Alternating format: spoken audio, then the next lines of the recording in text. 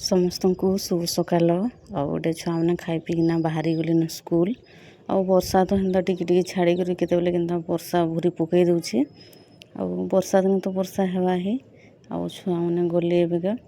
ଆଉ ମୁଇଁ ରନ୍ଧା ବଢ଼ା ବି ବସେଇ ଦେନିନ। ଆଉ ଆଜିକା ତାର ବଡ଼ ମାଇକେ ଜ୍ୱର ହେଉଛି ବେଶୀ ଟିକେ, ତ ଗୋଟିଏରେ ରାନ୍ଧମି ତାକରଟା ଆଉ ଆମରଟା। ଆଉ ସେଥିଲାଗି ବେଶୀ ଲୋକଟା ବୋଲି ରନ୍ଧା ବଢ଼ା ମୁଇଁ ଛୁଆମାନେ ଥିଲା ବେଲୁ ଏକା ଟିଫିନ୍ ପତ୍ର ବନେଇ ଦେଇକରି ଏକା ବସେଇ ଦେନିନ।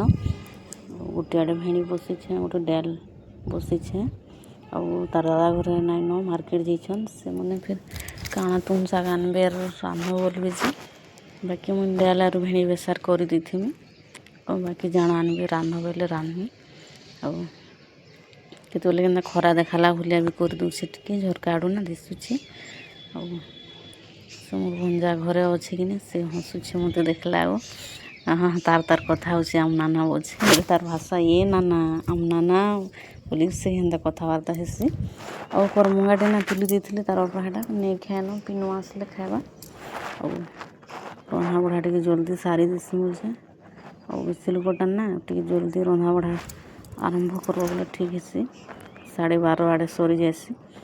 ଆଉ ପହିଲା ମୁଇଁ ଭେଣିକି ଟିକେ ହାଲକା ଭାଜି ଦେମି, ଆଉ ତାପରେ ବେସାର ବନାମି।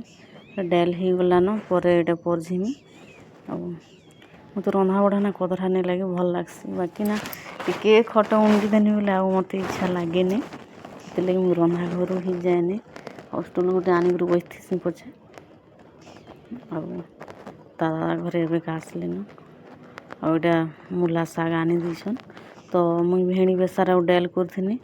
ଆଉ ମୂଲା ଶାଗ ରାନ୍ଧ ବୋଇଲେ ଆଉ କୋବି ତରକାରୀ କର ବୋଇଲେ ଯେ କୋବି ତରକାରୀ ନାଇଁ କରେନ ବୋଲେ ଏଇଟା ମୂଲା ଶାଗ ଆରୁ କଲରା ଆଲୁ ବାଇଗଣ କରି ଚିପ୍ସ କରିଦେମି। ଆଉ ଏହା ଗୋଟେ ଆଡ଼େ ଛାନୁଛେ ବୋଲେ ଗୋଟେ ଆଡ଼େ ଏଇଟା ଶାଗ ରାନ୍ଧୁଛେ। ଆଉ ତାର ବାବା ଏନ୍ତା ବୋଲେ ଏନ୍ତା ବାଦାମ ଦେଲାଟା ନାଇଁ ଖନ୍ ତ ସେମାନଙ୍କର ଲାଗି ଏନ୍ତା ଟମାଟୋ ଦିଆଟା ରଖିଦେନି। ଆଉ ପରେ ଏଇଟା ବାଦାମ ମୁଇଁ ଦେଇ ଦଉଛେ। ଆଉ ତାର ଦାଦାର ପସନ୍ଦ ନାହିଁ କି ମୂଲା ଶାଗ, ସେମାନେ କିନି ବାଦାମ ହିଁ ଆନବେ। ଆଉ ତଲେ ଖାଇଲେ ଟିକେ ଶାଗ ଡାଲ ଆନସନ୍, ଆଉ ଉପରେ ଖାଇଲେ ବି ଆନସନ୍ ଯେ ହେନ୍ତା କିଛି ନାହିଁ। ବାକି ମୂଲା ଶାଗ ଆନସନ୍ ତଲେ ଖାଇଲେ ବାଦାମ ଦେଇକରି ଭଲ ରାନ୍ଧସନ୍ ବୋଲିକରି। ତ ମୁଇଁ ନିଜରଟା ନିଜେ ନେଇ କହବାର୍, ସେମାନେ କହେସନ୍ ଯେ କହୁଛେ। ଆଉ ବାଦାମ ଲଗେଇଦେନି ନା ବାଟିକିନା, ଆଉ ଟିକେ ଫୁଟୁ ଆରୁ ଉହ୍ଲାମି। ନାଇଁ ଫୁଟିଲେ ନା ଟିକେ ବାଦାମ ବାସ୍ନା ହେବା, କଞ୍ଚା କଞ୍ଚା ସ୍ମେଲ୍ ହେବା। ମୁଁ ରନ୍ଧା ବଢ଼ା ଏବେ କେଡ଼େ ସରିଗଲା। ଆଉ ସବୁ ସଲାନ ଏବେକା। ଆଉ ବଢ଼ା ବୁଢ଼ି କରମି କରବାର ତେଲି। ଆଉ ତାର ବାପା ଫିର୍ ଏଇଟା ଅଣ୍ଡା ଆନିଛନ୍ 6ଟା, ତ 3ଟା ଥୁଇ ଦେଇଛେ। ଆଉ 3ଟା ଏଇଟା ଭାଜବେ, ଅଣ୍ଡା ଭୁଜିଆ କରିବେ। ଆଉ 4 ଲୋକ ଖାଇବେ। ଛୁଆମାନେ ତ ସ୍କୁଲ ଯାଇଛନ୍। ଆଉ ତାର ବବାର ଲାଗି ବାଢ଼ି ଦଉଛେ। ଅଫିସ୍ରୁ ଜଲ୍ଦି ପଲେଇ ଆସିଲେ, ତାର ବଡ଼ ମାଇଁକେ ଟିକେ ବେଶୀ ଜ୍ୱର ହେଇଯାଉଥିଲା ତ ସେଥିଲାଗି 1 ବଜେ ଆଡ଼େ କି 1:30 ବଜେ ଆଡ଼େ ହେନ୍ତା ଆସିଲେ। ଆଉ ଏଇଟା ତ 2 ବାଜି ଗଲାନ। ଆଉ ହେନ୍ତା ବି ଆମରଟା ଲେଟ୍ ହେଇଯାଏସି ଖାଇବାର୍ ଲାଗି। ଆଉ ଟିଫିନ୍ ଟିକେ ଲେଟ୍କେ ଖାଏସୁଁ।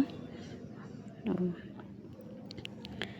ମୁଇଁ ନା ଆଘ ଟୁକେଲ୍ ଟାଇମ୍ରେ ଗୁଟେ ତୁନ୍ ରାନ୍ଧଲେ କିନି କଦଠି ଦଉଥିନି। ଏବେ ଗୋଟେ ଘର ବହ ହେଲା ପରେ ନା ସବୁ କିଛି ବଦଲି ଯାଏସି। ଆଉ ଏଇଟା ମୁଇଁ ରନ୍ଧା ବଢ଼ା ସାରିକିନା ବାଢ଼ି ବୁଢ଼ା କରି ସେ ମୋ ନନା ଶାଶୁକେ ଆର୍ ସେ ବାବୁକେ ଖାଇବାର୍ ଲାଗି ଦେନିନ। ଆଉ ଏଇଟା ତା ଦାଦା ଘର ଲାଗି ବି ବାଢ଼ି ଦେଇଛେ, ତା ନାନୀ ଦେଇ ଦଉଛନ୍। ଆଉ ତାର ବାପାର ଲାଗି ବି ବାଢ଼ି ଦେଇଛେ, ସେମାନେ ନିଜେ ନେଇକରି ଖାଉଛନ୍ ନ। ଆଉ ଏଇଟା ମୁଇଁ ଆମର କ୍ୱାର୍ଟର୍କେ ଆନନି, ଭାତ ଆର ଇନେ ଖାଉଛେ। ମୋତେ ପର୍ଚିରେ ଟିକେ ଭଲ୍ ନି ଲାଗେ। ଆଉ ପଙ୍ଖା ନାଇଁନ ଆମରଟା ଖରାପ ହେଇଛେ। ଆଉ ଆମିଲା ନା ଏଇଟା ମୁଇଁ ତତାନି ଆରୁ ଆନିଛେ, ଡାଲନି ଆନିନ। ଆମିଲା ଟିକେ ମୋର ଫେଭରେଟ୍, ମୋତେ ଭଲ୍ ଲାଗ୍ସି। ଫ୍ରିଜ୍ରେ ରଖିଥିସି, ଅଗଲି ଗଲା ଆଉ ତତେଇ ଖାଉଥିସି। ଆଉ ଟୁକେଲ୍ ଟାଇମ୍ରେ ନା ମୁଇଁ ଥାଲିରେ ଖାଉଥିନି ଆମିଲା, ଏବେ ଟିକେ କମ୍ କନିନ। ଆଉ ଏଇଟା ସନ୍ଧ୍ୟା ଟାଇମ୍ରେ ମୁଇଁ ଛୁଆମାନକେ ପଢ଼ାପଢ଼ି ଟିକେ କରନି। ଏଇଟା ମୁଇଁ ଇଆଡ଼େ ସିଲାସୁଲି କରିଛେ। ମାଆର କପଡ଼ା ଥିଲା କିନି, ତ ସିଆଡ଼େ ସେମାନେ ପଢ଼ୁଛନ୍ ଖଟ ଉପରେ। ଆଉ ଏଇଟା ମୁଇଁ ସିଲାସୁଲି କରିଛେ। ଆଜି ସେ ବ୍ଲାଉଜ୍ଟା କମ୍ପ୍ଲିଟ୍ ହେଇଗଲା, ସିଲେଇଦେନି। ଆଉ କଧରି ସିଲାସି ନାଇଁହେଲେ କିନି ଘଣ୍ଟେରେ ମୋର୍ ବ୍ଲାଉଜ୍ ହେଇଯାଏସି ସିଲାବାର୍। ଆଉ କାଁଜ ବଟମ୍ ନାଇଁ କରବାର୍ ତାଲ୍ ପରେ କର୍ମି ଏଇଟା।